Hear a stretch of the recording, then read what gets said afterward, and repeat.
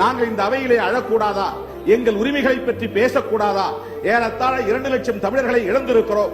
15 லட்சம் தமிழர்கள் உலக நாடுகளில் அனாதைகளாய் அகதிகளாய் திரிந்து கொண்டிருக்கிறார்கள். நாங்கள் வாழ்ந்த பூர்வீக மண், எங்கள் தாயகம் சிங்களவர்களால் இன்றைக்கு அபகரிக்கப்பட்டிருக்கிறது. 1 லட்சம் தாய்மார்கள் இன்றைக்கு விதவைகளாக இருக்கிறார்கள். 50,000 பேர் ஊனமுற்றவர்களாக அங்கே வாழ்ந்து கொண்டிருக்கிறார்கள். ஏறத்தாழ 1 லட்சம் மாணவர்கள் பள்ளிக்கும் கல்லூரிக்கும் செல்ல முடியாத நிலையிலே அவலப்பட்டுக் கொண்டிருக்கிறார்கள்.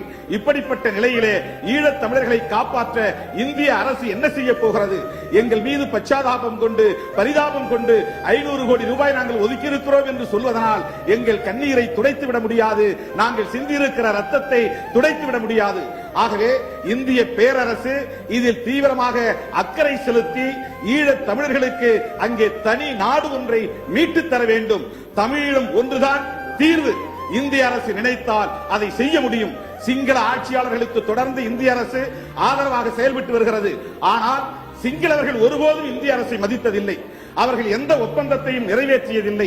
சீனர்களோடும் பாகிஸ்தானியர்களோடும் இன்னும் அண்டை நாடுகள் நமக்கு எதிரான நாடுகளோடும் அவர்கள் நெருங்கிய உறவை வைத்துக் கொண்டிருக்கிறார்கள். ஆனால் என் தமிழ் மக்கள் இந்தியாவை தம்முடைய தாயகமாக கருதுகிறார்கள்.